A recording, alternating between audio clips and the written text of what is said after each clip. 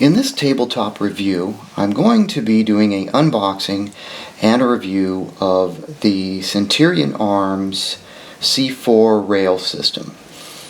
Now, this particular rail is designed for carbine length gas systems. It is a two-piece drop-in rail, so it's designed so that you can keep your stock front sight gas post, and it requires a minimal amount of modification to install. The price on this, this is a little bit more expensive than some other comparable rails on the market. You know, we're looking at $240, somewhere general in that ballpark range for this particular rail. And this is how it ships. This is a U-line tube. It's just a tube with a SKU number or barcode on it, and the cap just has a Centurion Arms sticker on it, which lists a part number of 0609CC. Centurion Arms is in Morgantown, Indiana. www.centurionarms.com in case you're interested. Now, inside this tube is the rail, instructions on installation of the rail. I'll talk about that shortly. 1-year limited warranty on this rail, and it includes some Allen bolts. There's some Allen bolts and several different sizes for assembling of the rail.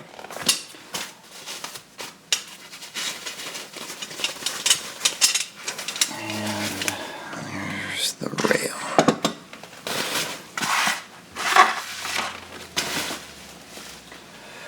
Okay. You can see with the two-piece design here, this is designed to clamp on to your barrel nut and then go together with your front sight base sticking out over here. Now, the advantage with the particular rail like this is it's an extended rail.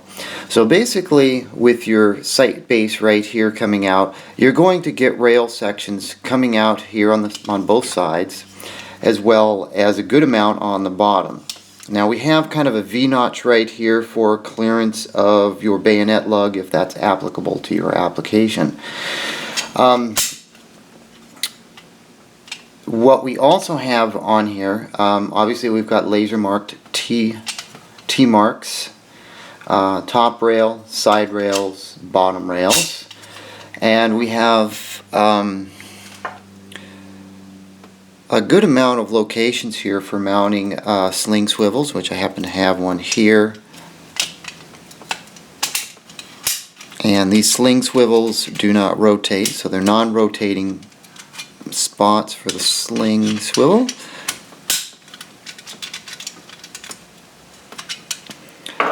It would appear there's two on the left side and two on the right side.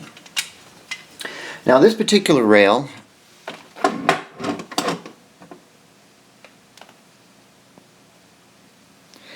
is made from 6061 T6 aluminum. That's pretty standard in the market to see rails such as this made out of this particular aluminum. The finish is a Type 3 hard coat. It's anodized. The weight is listed at 10.5 ounces with screws, or add 1.1 ounces more with a standard barrel nut. Well, I don't think you need to factor in the barrel nut. The barrel nut's going to be on your rifle regardless, so you know, how much weight are you going to add to your rifle by replacing your plastic M4 style handguards with this rail? So basically 10.5 ounces. The length of it, the top is 7.25 inches, the sides are 9.5 inches, and the bottom is 8 inches. So they're just referring to, you know, length from here to here. The height is 2.38 inches, inside diameter 1.37.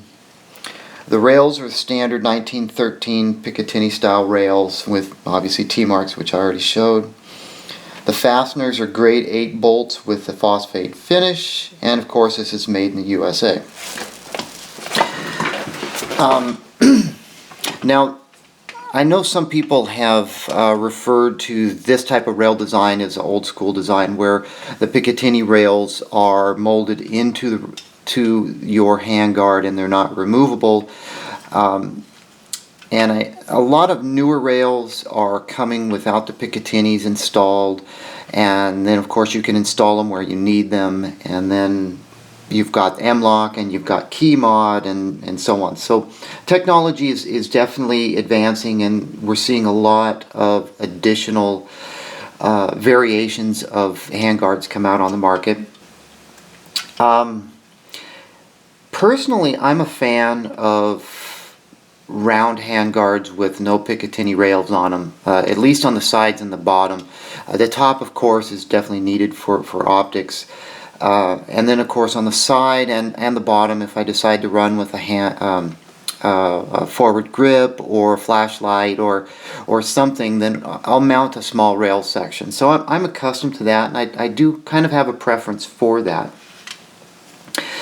This particular rail is one of the few on the market that I've found that are suitable for use with a 10.5 inch upper, if you want to go with a drop-in and keep the front sight post. There's not a lot of options. You either get a standard drop-in carbine handguard, and that would probably be something more along about this size. But for extended handguards, there's not a lot of options. I know Midwest Industries and UTG has one or a couple, and Troy has a couple, but none of them are really optimized for something as short as a 10.5 inch barrel. This one looks to be a good fit for a 10.5 inch barrel. In comparison, the Troy Delta, which is another drop-in rail, it is substantially longer than this one. It's really not designed for a 10.5 inch upper. If you were to put the Troy Delta on a 10.5 inch upper, your entire barrel as well as your muzzle brake is going to be underneath your Delta rail. The Troy Delta also weighs in at 10.91 ounces, and again this is 10.5, so this one's a little bit lighter. So it's not a heavy rail, not by any means. So from there, I did have a chance to take a look at this in depth. The construction of this is very, very nice. The areas, for example, like right here, where the grade 8 hardware would go in, these are what appear to be steel threaded inserts. So you're not threading a bolt into 6061 aluminum. On a lot of inexpensive components on the market, you see bolts threading into 6061 aluminum. Now, 6061 aluminum is a good aluminum, but it's pretty soft. When you take a steel screw and you try and screw it into 6061 aluminum, if you put too much torque on it, you're going to rip the threads out of the aluminum. So it's really nice to see this level of detail to this type of product. And we have it over here as well, where we have a steel insert. And you know, looking at these steel inserts, it even looks like there's a thread locker already applied on them. I could be wrong on that, but I'm seeing kind of a reddish color, which would, to me, indicate not necessarily a red anodizing, but more or less some sort of a thread locker being applied to the stainless steel insert. At least that's my take on this.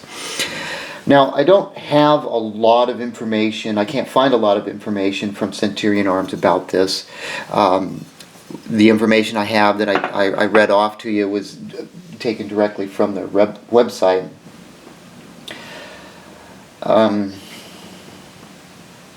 Centurion Arms claims that this is the lightest and most rigid rail that clamps to a standard barrel nut.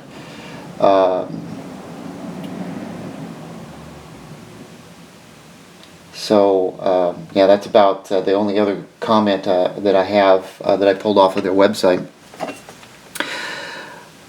I've looked at a lot of Troy rails and Daniel Defense rails and Spikes rails. This is right up there quality-wise. Now, I can't comment on fitment, but what I am going to do is I am going to install this on a 10.5-inch upper. And I'm going to do that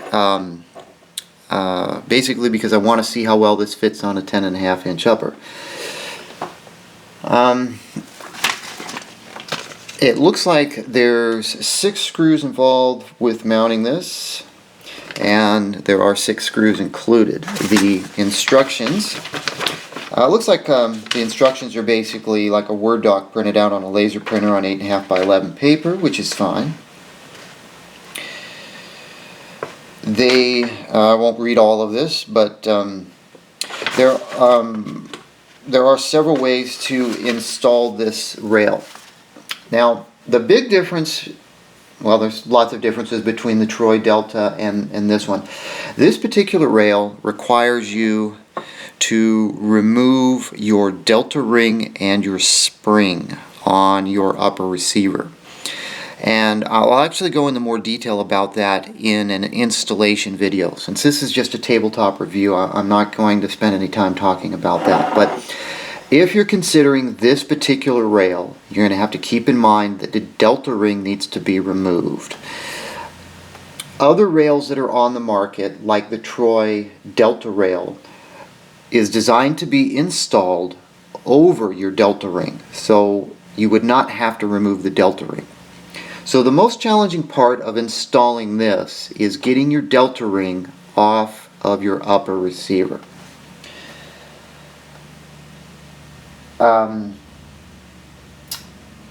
Those are pretty much all my talking points I have on this rail right now. The packaging is sufficient for this product. The quality of the components I see are excellent. The quality of the finish is excellent. The attention to detail, the steel threaded inserts, what we're basically seeing is a very high quality product here. So, and that is reflected in the price of this item as well, because this rail is actually more expensive than the Troy rail.